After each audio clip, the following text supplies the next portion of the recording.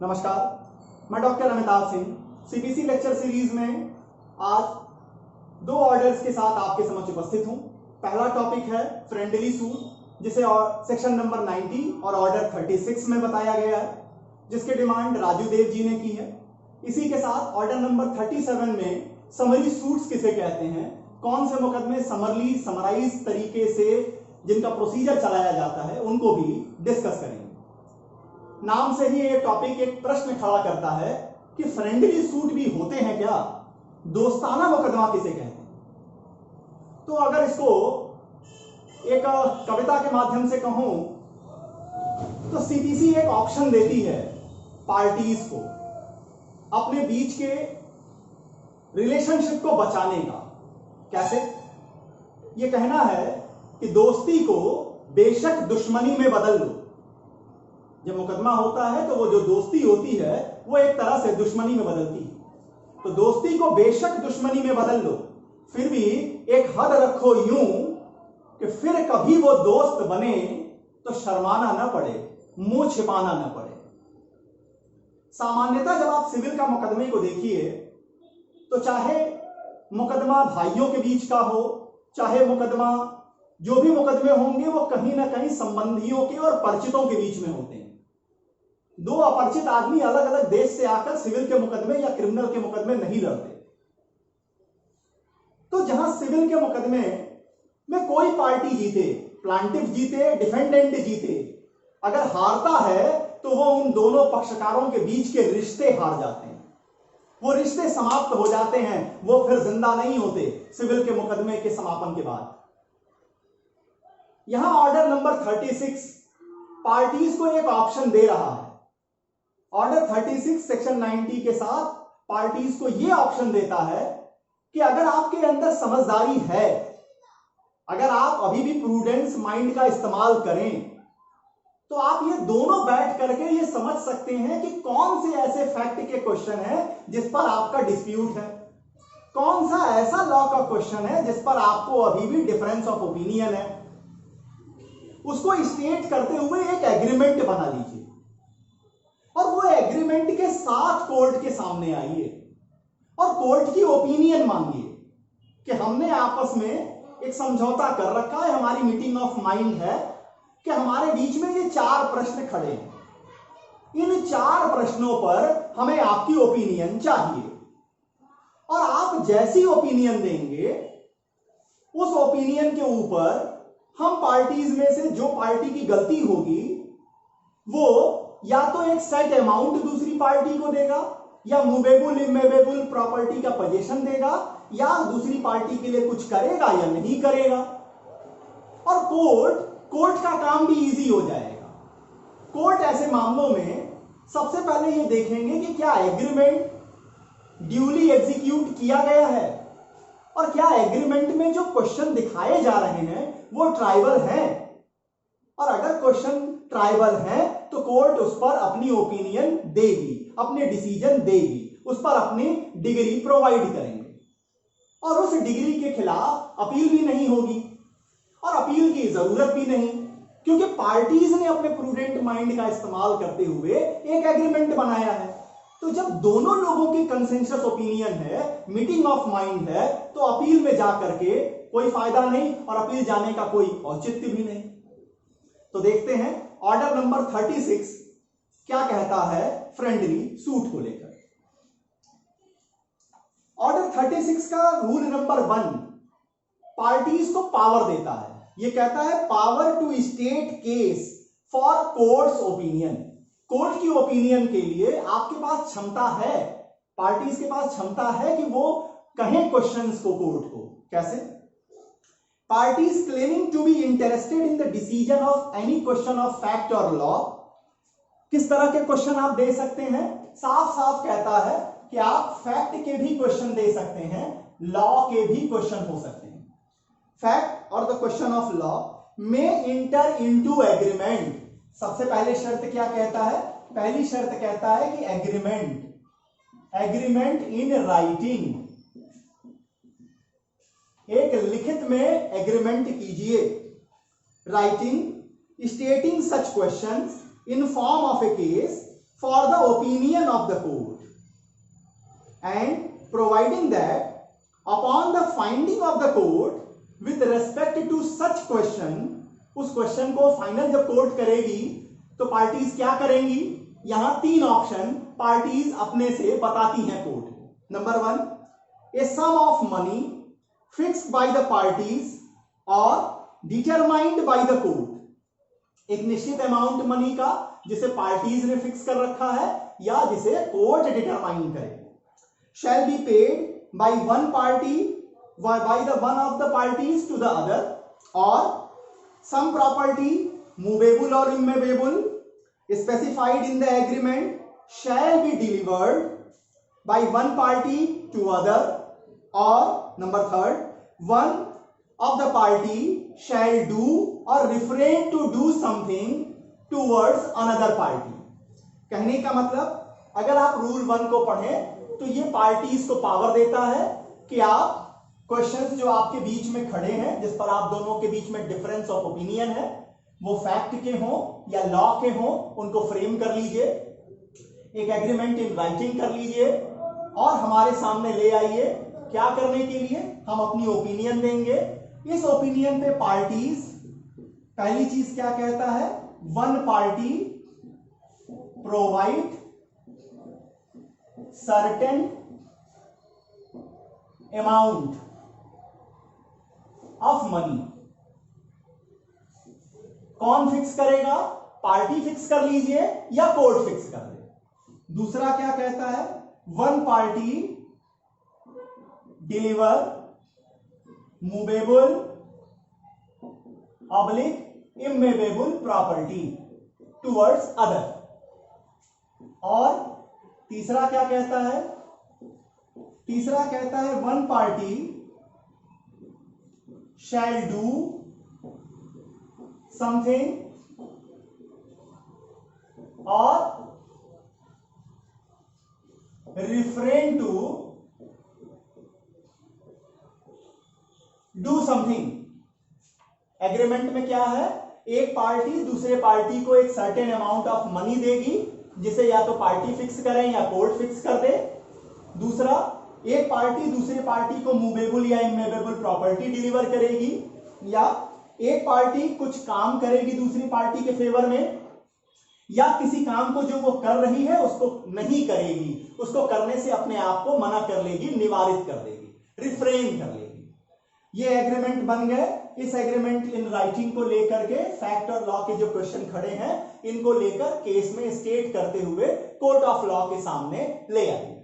अब कहते हैं रूल 2 क्या कहता है। रूल 2 कहता है where value of the subject matter must be stated. Subject matter बताना पड़ेगा, कहां कहां। देखिए, जहां पर आप अमाउंट की बात करेंगे, मनी के अमाउंट की बात करेंगे, तो वहां तो फिक्स हो गया कि कितना अमाउंट आप लेके गए, तो इसका मतलब कि यहां तो वैल्यू पहले से फिक्स हो गई। लेकिन अगर आप मूवेबल इमूवेबल प्रॉपर्टी की बात कर रहे हैं, किसी काम को करने या नहीं करने की बात कर रहे हैं, तो रूल 2 कहता है कि आप वैल्यू क्लियर करें। Value shall be clear. पढ़िए, where the agreement is for the delivery of any property or for the doing or refraining from doing any particular act, the estimated value of the property to be delivered or to which the act specified has reference shall be stated in the agreement। आपके agreement में clear होना चाहिए कि movable या immovable property जो आप deliver करेंगे उसकी वैल्यू एस्टिमेटेड कितनी है, जो काम आप करने की बात कर रहे हैं या नहीं करने की बात कर रहे हैं उसकी एस्टिमेटेड वैल्यू कितनी है, ये एग्रीमेंट में बिल्कुल क्लियर होनी चाहिए। ऐसा रूल 2 का कहना है। अब बात आते हैं कि एग्रीमेंट क्या किया जाएगा। तो रूल 3 कहता है, rule 3 stated that agreement shall be delivered with suit to the court। Court में आपने जो एग्रीमेंट किया इसको भी डिलीवर करना पड़ेगा। क्यों? जब तक आप एग्रीमेंट डिलीवर नहीं करेंगे अपने सूट के साथ, कोर्ट को यह कैसे समाधान होगा कि आपका जो एग्रीमेंट है वो एक वैलिड एग्रीमेंट है। अब वैलिड एग्रीमेंट का मतलब कोर्ट ये देखना चाहेगी उसको पढ़ करके कि क्या यहां जो पार्टीज ने एग्जीक्यूट किया है एग्रीमेंट, ये ड्यूली एग्जीक्यूटेड है, क्या यहां पार्टीज की कंसेंट फ्री कंसेंट है। ऐसा तो नहीं कि यहां कोएर्शन है, अनडू इन्फ्लुएंस है, या फ्रॉड का इस्तेमाल किया गया है, या मिसरिप्रेजेंटेशन है। मिस्टेक का तो कोई चक्कर नहीं आ रहा, लॉफुल ऑब्जेक्ट तो है, लॉफुल कंसिडरेशन तो है, पब्लिक पॉलिसी का कहीं वायलेशन तो नहीं हो रहा। इन सारी चीजों का कोर्ट समाधान कर लेगी।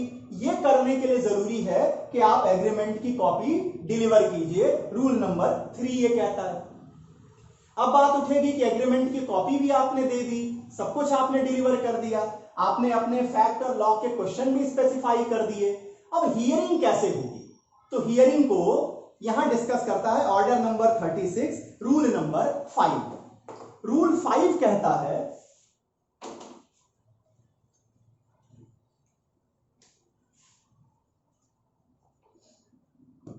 रूल 5 का यह कहना है, the case shall be set down for hearing, and where the court is satisfied after examination of the parties or after taking such evidence as the court think fit, number 1, that the agreement was duly executed by them, number 2, that they have a bona fide question in the matter, and number 3, the question is fit to be decided।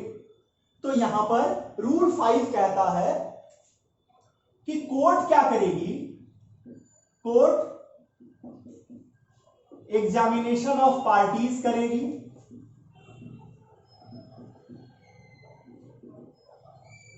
Number 1।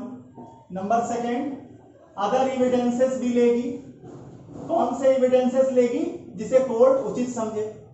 और 2 चीजों पर अपने समाधान करेगी, 2 या 3 कह लीजिए। Number 1, agreement was duly executed. पहला तो ये क्वेश्चन खड़ा है। Tribal issues in agreement. दूसरा ये क्वेश्चन खड़ा है, such issues are fit for judgment। ये 3 क्वेश्चन का समाधान कोर्ट करेगी कि क्या पार्टीज के बीच में जो एग्रीमेंट हुआ है वो ड्यूली एग्जीक्यूटेड है, एक वैलिड कॉन्ट्रैक्ट की, एक वैलिड एग्रीमेंट की सारी शर्तें पूरी हो गई हैं। नंबर 2, जो इशू वो फैक्ट और लॉ का लाए हैं वो ट्राइबल है, ऐसा तो नहीं घर की लड़ाई लेके चले आए हैं, तो ट्राइबल इश्यूज हैं।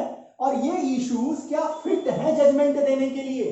अगर तीनों का आंसर अफर्मेटिव है, कोर्ट मामले को सुन करके जजमेंट देगी और इस पर डिग्री प्रोवाइड करेगी। इस डिग्री के खिलाफ आप अपील में नहीं जा सकेंगे। क्यों नहीं जाएंगे? क्योंकि यहां पार्टीज कंसेंट से, अपनी कंसेंट के साथ कोर्ट में आती हैं कि हमारे बीच में सिर्फ यही विवाद के कुछ बिंदु हैं जिस पर हम आपकी ओपिनियन चाहते हैं। इतनी बातें फ्रेंडली सूट के विषय में रही। अब देखते हैं समरी सूट्स किसे कहते हैं।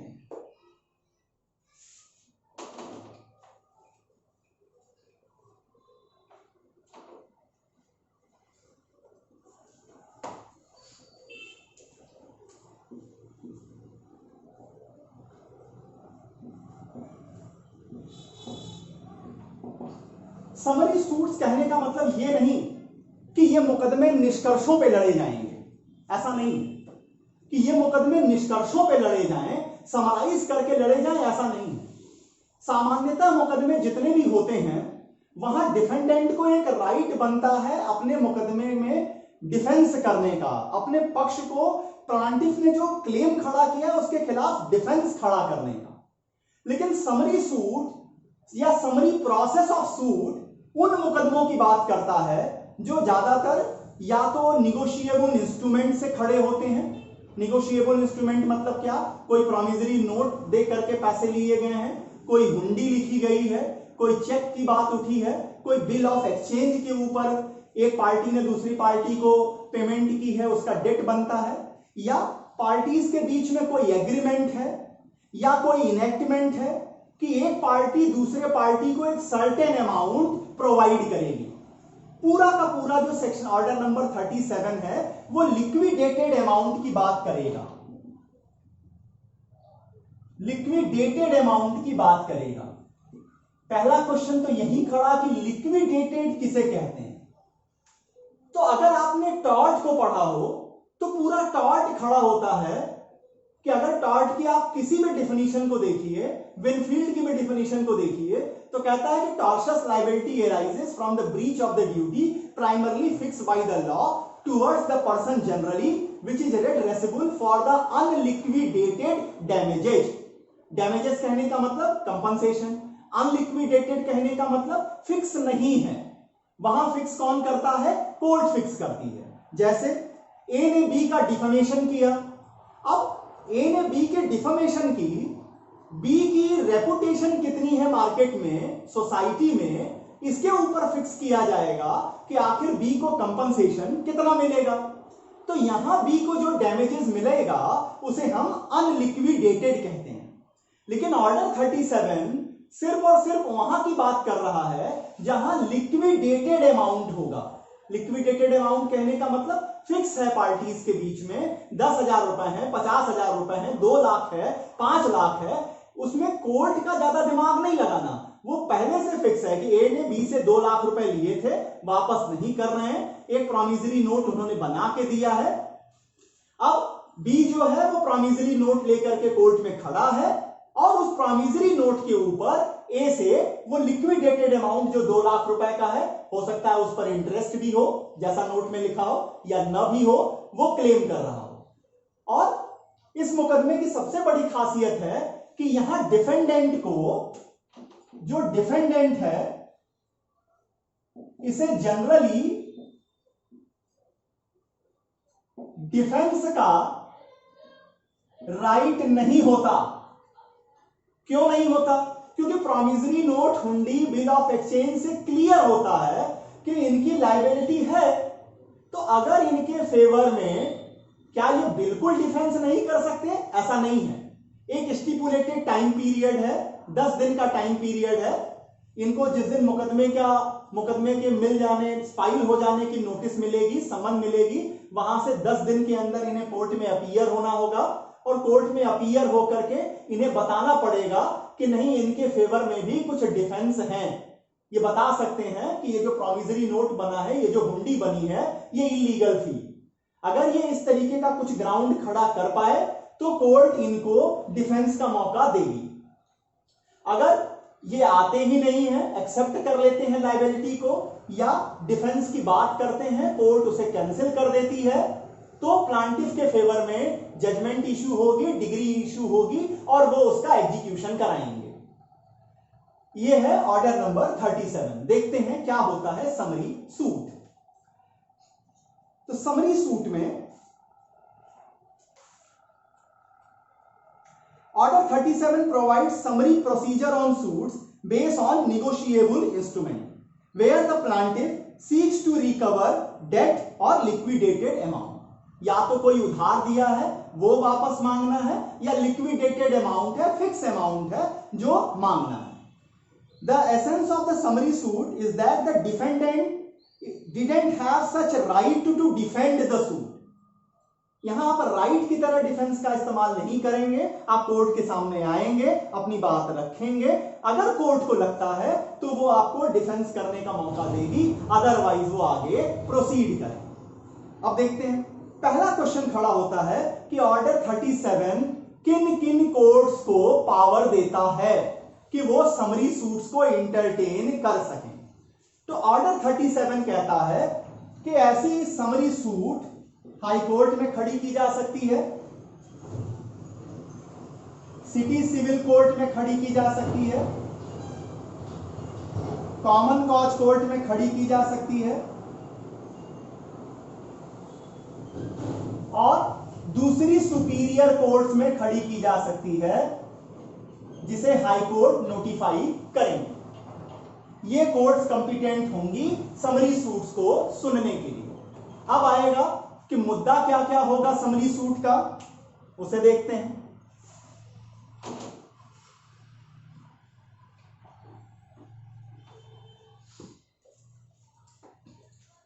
कहता है the suits based on bill of exchange, hundi and promissory note. पहला जो मुकदमा है, सूट्स बेस्ड ऑन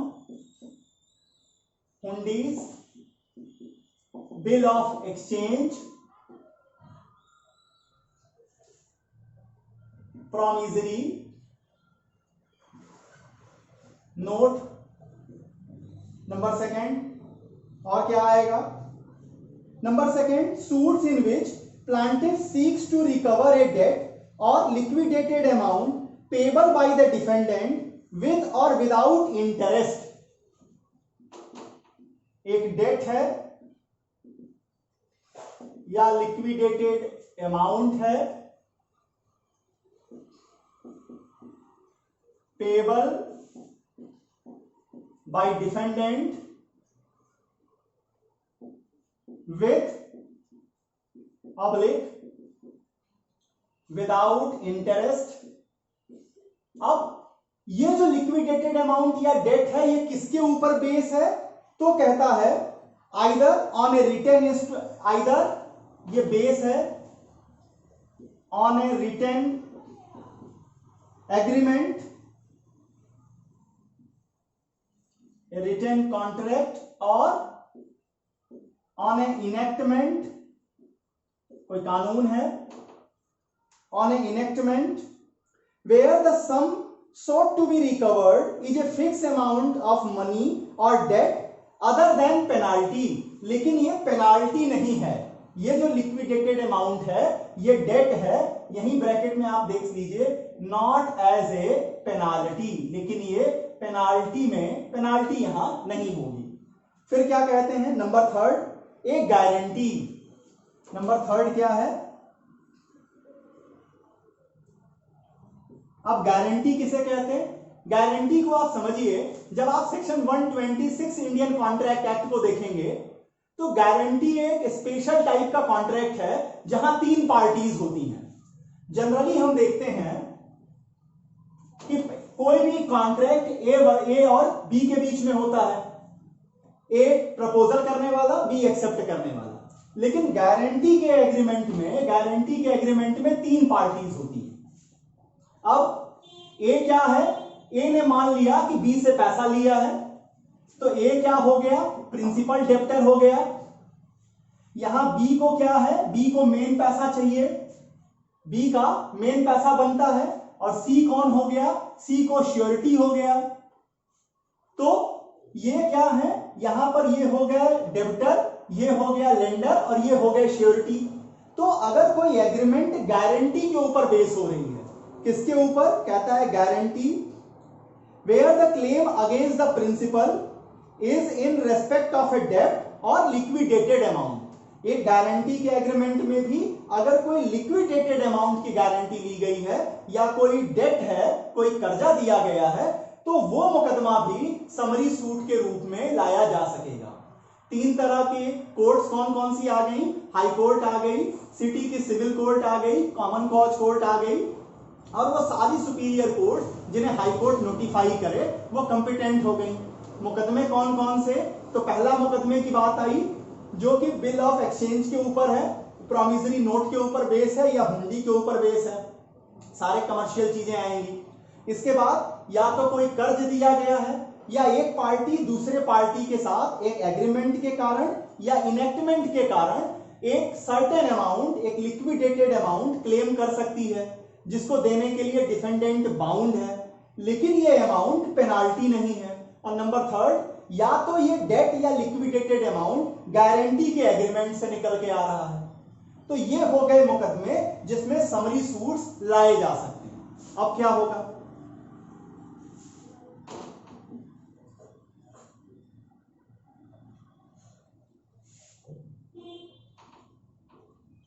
अब ऐसे मामलों में जब प्लांटिफ अपनी सूट लेकर के कोर्ट में आएगा, कोर्ट ऑफ लॉ के यहां आएंगे, तो वहां उस प्लेंट के ऊपर यह लिखा जाएगा अंडर ऑर्डर 37, यह समरी सूट है, यह लिखा जाएगा।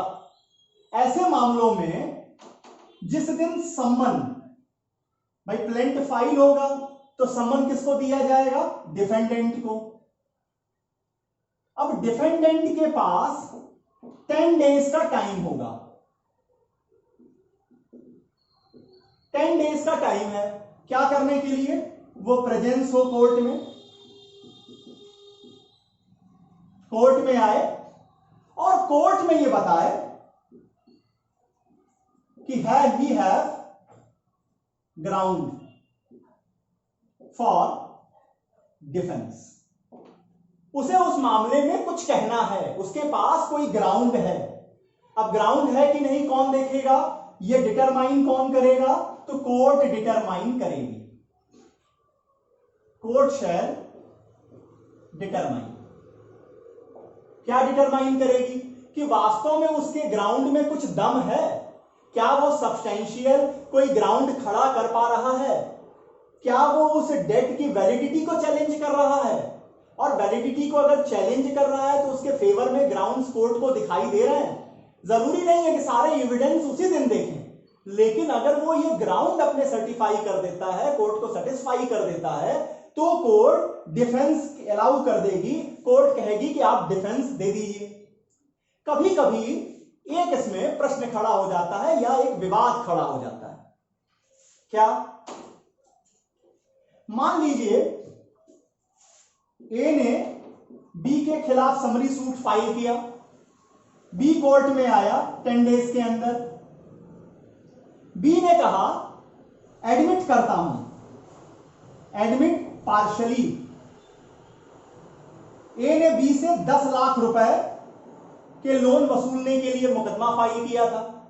बी ने कहा कि मैं एडमिट करता हूं कि 5 लाख रुपीस इनका बनता है, लेकिन बाकी अमाउंट नहीं बनता, हमें डिफेंस का मौका दिया जाए, मेरे फेवर में ग्राउंड है। कोर्ट क्या करेगी, कोर्ट कहेगी कि सबसे पहले ये जो अमाउंट आप एडमिट करते हैं इसे आप सबमिट कर दीजिए कोर्ट में, सबमिट इन कोर्ट, पहले इसे आप सबमिट कीजिए कोर्ट में। ये जब कोर्ट में सबमिट कर देंगे, फिर देखेगी कि जो बचे हुए 5 लाख रुपए के लिए क्या उनका डिफेंस ट्राइबल है, क्या उनके डिफेंस सब्सटेंशियल है, अगर है तो डिफेंस अलाउ करेगी।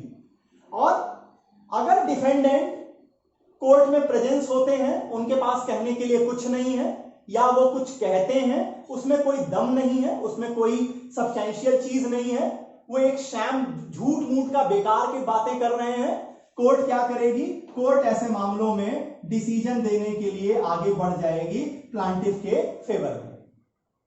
और यहां पर भी किसी तरीके की अपील क्या होनी है, क्योंकि पूरी की पूरी लायबिलिटी तो आपने पहले ही बियर कर रखी है बिल ऑफ एक्सचेंज में, हुंडी में, अपने जो है वो चेक के जरिए, इन साल, और आपने रिटर्न एग्रीमेंट कर रखा है कि आपने इतना पैसा लिया है जो आप वापस करेंगे। तो जब सारी चीजें यहां पूरी हैं तो डिफेंस का ग्राउंड यहां बिल्कुल नहीं बनता। ऑर्डिनरी मुकदमे और इस मुकदमे में 2 अंतर है। पहला अंतर क्या है, पहला अंतर ये देखिए कि यहां पर डिफेंस का ग्राउंड अवेलेबल नहीं है डिफेंडेंट को जनरली, और दूसरा एक ग्राउंड कहता है कि जनरली जब कोई मुकदमा कोर्ट फाइनलाइज कर देती है तो उसमें फिर किसी तरीके का फेरफार परिवर्तन नहीं होता। लेकिन समरी सूट में ट्राइबल कोर्ट अगर डिसीजन तक पहुंचने के बाद भी अगर उसको लगता है कि डिफेंडेंट को डिफेंस का एक चांस देना चाहिए, तो वो उसे तब भी डिफेंस अलाउ कर देती हैं। अब बात उठती है, इस टॉपिक पर एक बहुत लीडिंग केस आती है किरणमयी दासी वर्सेस चटर्जी की, जिसे कलकत्ता हाई कोर्ट ने फाइनलाइज किया।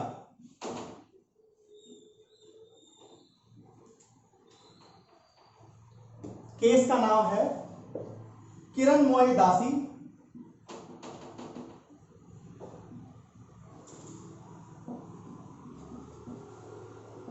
Versus Chatterjee, Calcutta high court की डिसीजन है। कोर्ट कहती है generally no ground of defence to defendant. Generally क्या है, डिफेंडेंट के पास ग्राउंड नहीं है। Number second, he have 10 days time from receiving of summon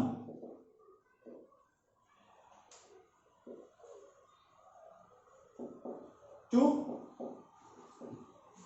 present in court. Number third, after presence if defendant satisfy the court, then court will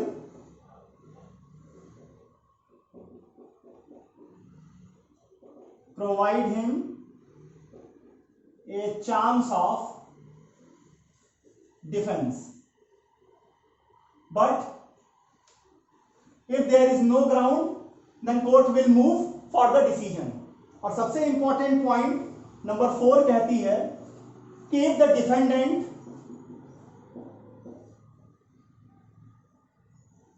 partially admit the claim, then before allowing defense, court shall ask him to submit the amount